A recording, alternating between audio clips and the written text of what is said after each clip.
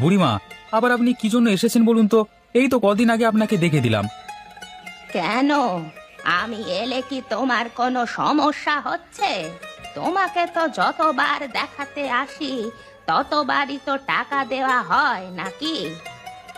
না মানে বুড়িমা, আমি বলতে চাইছিলাম আর কি তুমি তো ডাক্তার নাকি? তাহলে রোগী দেখতে কত বিরক্ত হচ্ছ কেন তুমি?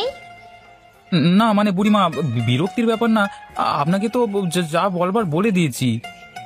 কি বলছো? আমি শুনতে পাইনি, আর শুনতে পেলেও বুঝতে পারিনি। আর একবার ভালো করে বলো তো।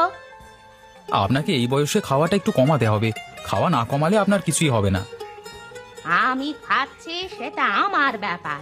আমার খাবার প্রতি তোমার এত নজর কেন বলো তো দেখি ডাক্তার? এই যে, আপনাকে ভালো কথা বলতে গেলেই আপনার খারাপ মনে হয়। আমি তো ডাক্তার হিসেবেই আপনাকে বললাম যে আপনার এই বয়সে এতটা খাবার চলে না। আপনি যতক্ষণ না খাওয়া কমাবেন, আমি ততক্ষণ আপনাকে আর দেখব না। তুমি আমাকে না দেখবে সে তোমার ব্যাপার। আমি বাপু অন্য ডাক্তার দেখাবো, আর তাকেই সব টাকা আমি দেব। তোমার কোনো প্রয়োজন নেই বাবা। আপনি এরকম করে বলবেন না বুড়িমা। আমি আপনাকে যথেষ্ট সম্মান করি। আপনার ভালোর জন্যই তো আমি বলছি। তাহলে তুমি আমার খাবারের দিকে নজর না দিয়ে এমন একটা ওষুধ দিয়ে দাও আমাকে, যাতে আমি খাবার পর সমস্ত কিছু হজম করতে পারি। ঠিক আছে বুড়িমা, আমি তাই দিয়ে দিচ্ছি। এখন সমস্ত কিছু আপনার উপর। আপনি যদি সব খেয়ে সহ্য করতে পারেন তাহলে তো ভালোই। তা তোমার আজকে কত টাকা হলো? আজকে ওষুধ নিয়ে 200 টাকা হয়েছে।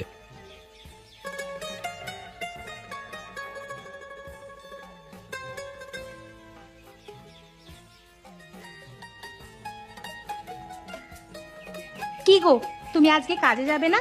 এখানে শুধু শুধু সময় নষ্ট করছো। না গো গিন্নি, আজকে কাজে যেতে ভালো লাগছে না। কেন, কি হলো তোমার? শরীর টরীর খারাপ হয়েছে নাকি? শরীর খারাপ নয়, খারাপ হচ্ছে আমার মনটা। আমি সকাল থেকে একটা কথা ভাবছি, আর শুধুই আমার মনটা খারাপ হয়ে যাচ্ছে। তা কি কথা ভাবছো তুমি শুনি? এটা তোমার কাজ না করার পাঁয়তারা নয় তো? আরে না গিন্নি, তোমাকে